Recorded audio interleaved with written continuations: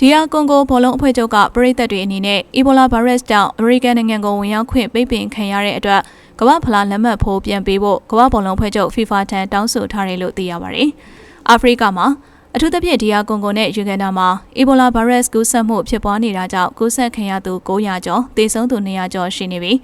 WHO ကကမ္ဘာလုံးဆိုင်ရာအရေးပေါ်အခြေအနေလို့ကြေညာထားပါတယ်။ဒါကြောင့်အမေရိကန်နိုင်ငံကအဲ့ဒီအာဖရိကနိုင်ငံကလူတွေကိုနိုင်ငံအတွင်းဝင်ရောက်ခွင့်ပိတ်ပင်လိုက်တယ်လို့ကမ္ဘာဖလားရှင်ပြိုင်မဲ့ဒီယာကွန်ဂိုအသင်းအနေနဲ့လည်းကမ္ဘာဖလားပြိုင်ပွဲမတိုင်ခင်21ရက်တီးသန့်နေထိုင်သွားဖို့ညွှန်ကြားထားကြောင်းသိရပါတယ်။ဒီယာကွန်ဂိုအသင်းဟာ2026ကမ္ဘာဖလားပြိုင်ပွဲရဲ့အုပ်စု K မှာပေါ်တူဂီ၊ဥဇဘက်ကစ္စတန်၊ကိုလံဘီယာတို့နဲ့အတူကြားရောက်နေပြီးအမေရိကန်နိုင်ငံမှာပွဲစဉ်2ပွဲရှင်ပြိုင်ကစားရမှာပါ။ဒီယာကွန်ဂိုအသင်းဟာ1984နောက်ပိုင်းကမ္ဘာဖလားကိုပထမဆုံးအကြိမ်ပြန်လည်ရှင်ပြိုင်ခွင့်ရရှိတာဖြစ်တာကြောင့်ပရိသတ်တွေကလိုက်ပါကြည့်ရှုဖို့စိတ်အားထက်သန်နေပြီးလက်မှတ်ဝယ်ယူထားကြတာဖြစ်တယ်လို့သိရပါတယ်။ဒီယာကွန်ဂိုဘောလုံးအဖွဲ့ချုပ်ဥက္ကဋ္ဌမိုဆန်ကိုအွန်ဘာက